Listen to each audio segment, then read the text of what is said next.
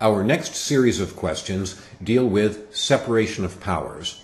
The first three of these questions are 6 through 8, and they're based on the following very brief fact situation. The state of Yuma provides by statute, no person may be awarded any state construction contract without agreeing to employ only citizens of the state and of the United States in performance of the contract. Question 6.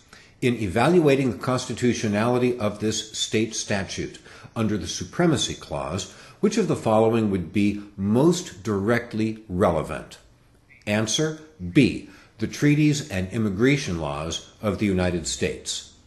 B is the best answer because the existence of treaties and immigration laws on point would have a significant impact on the constitutionality of the statute under the Supremacy Clause. In this question, we are told to evaluate the statute as it relates to the Supremacy Clause. Under the Supremacy Clause, which is Article 4, Section 2 of the Constitution and federal laws are considered the supreme law of the land. Thus, to the extent Congress has exercised its powers, any inconsistent state laws are prohibited. The area where this typically is a problem is interstate commerce, and that's what we're dealing with here, since the state statute impacts interstate commerce. But this isn't a Commerce Clause question. The federal government has potentially all-pervasive control over interstate commerce, but this power is not exclusive. The states can regulate interstate commerce to a limited extent. Obviously, where Congress has expressly authorized or prohibited such state regulation, Congress's word controls. However, where there's no express statement from Congress, the preemption doctrine controls. Under the preemption doctrine, the validity of a state statute impacting interstate commerce is determined by evaluating 4 elements. 1.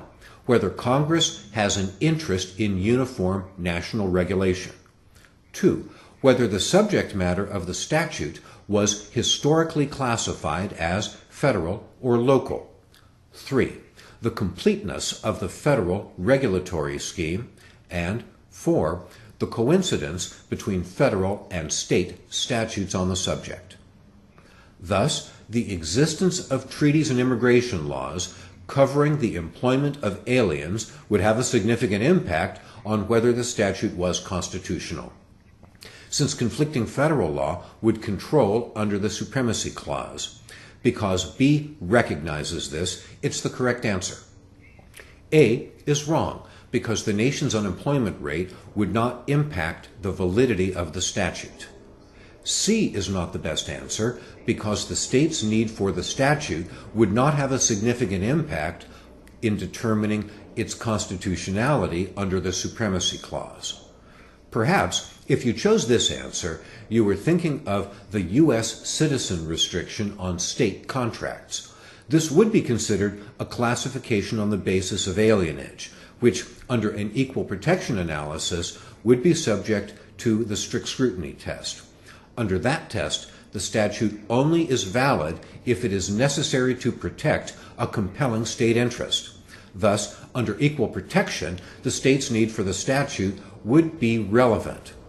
But in this question, we've been told specifically to address the statute vis-a-vis the Supremacy Clause. Since state need isn't an issue in this context, and C states otherwise, C can't be the best answer.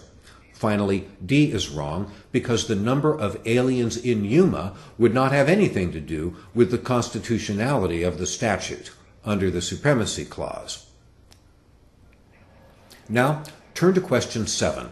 If the Yuma statute is attacked as violating the Commerce Clause, which of the following defenses is the weakest? Answer A. The statute will help protect the workers of the state of Yuma from competition by foreign workers. A is the best answer because it's the only response that states an argument that would constitute a violation of the Commerce Clause.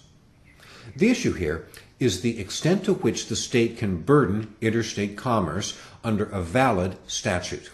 The federal government's power over interstate commerce is potentially all-pervasive, but it is not exclusive. We know that states can regulate local transactions affecting interstate commerce in the absence of conflicting federal law, so long as these regulations are non-discriminatory and they meet this balancing test. The burden on interstate commerce must not outweigh the strength of the state interest. In fact, courts attach greater weight to the state statutes furthering local health, safety, or welfare issues than those that further local economic interests. Notice that the regulation has got to be non-discriminatory. Where the statute is non-discriminatory, where the statute is discriminatory, it almost certainly would be a violation of the commerce power. The whole rationale of the commerce power is to prevent economic protectionism by the states. Thus, protecting in-state workers from out-of-state competition would be impermissibly discriminatory, even if the goal itself, protecting in-state workers, is valid. It's the impact on interstate commerce that makes it invalid, because A provides an argument which makes the statute violate the Commerce Clause by making it discriminatory in intent, let alone impact. A is the best answer. B isn't the best answer because it does not suggest a Commerce Clause violation, and the question here is looking for the weakest defense under the Commerce Clause.